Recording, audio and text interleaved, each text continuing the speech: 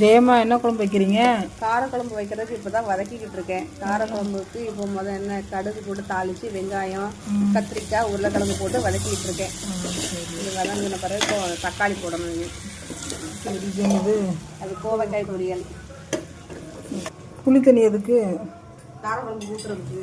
புளிக்குழம்புக்கு புளி ஊற்றினா தானே புளிக்குழம்பு வரும்.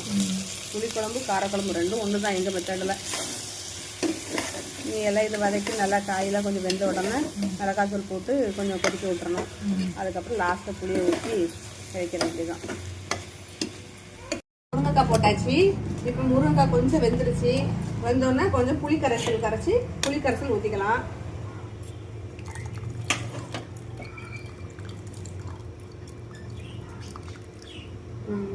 இது என்ன குழம்பு? காரக்குழம்பா புளிக்குழம்பா என்ன குழம்பு வச்சிங்க? ரெண்டும் கலந்த கலவை. புளிக்குழம்புன்னு சொல்லிக்கலாம், காரக்குழம்புன்னு சொல்லிக்கலாம்.